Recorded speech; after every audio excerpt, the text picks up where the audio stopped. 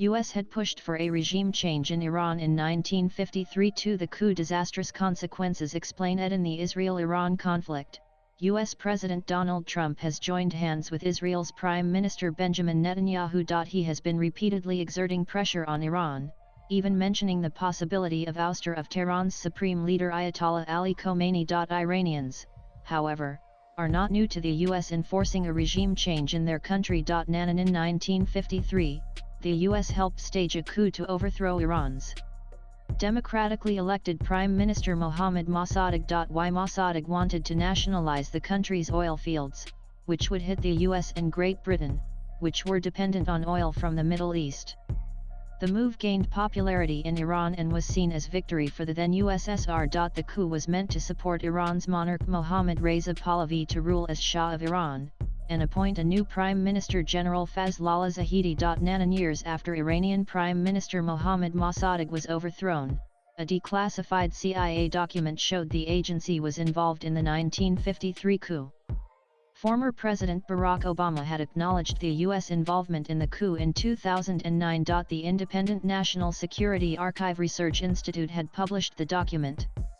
The declassification marked the CIA's first formal acknowledgement of its involvement. The documents were declassified in 2011 and given to George Washington University Research Group under the Freedom of Information Act. And thus began the rule of Ayatollah Ruhollah Khomeini, a Shia cleric, as the supreme leader, the highest authority in the new system based on Vilayat Faqih guardianship of the Islamic jurist. After Khomeini's death, Ayatollah Ali Khomeini became the supreme leader of Iran on June 4, 1989. And Israel wants the US to join the conflict and use its unique military edge and weaponry, such as the GBU-57 bunker-busting bomb, to destroy the Iranian nuclear complex at Fordow, which is buried deep underground. The general opinion is that Israel can delay the program, but only the US can destroy it. The US has bolstered its military presence in the Middle East, deploying over 31 refueling aircraft to Europe and redirecting the USS Nimitz aircraft carrier to the region. The move is to enhance air power and ensure protection of American assets amid the intensifying conflict. Trump has warned Tehran's residents to evacuate, signaling a readiness for more direct involvement if necessary. On Monday evening, the president wrote on Truth Social that Iran cannot have a nuclear weapon.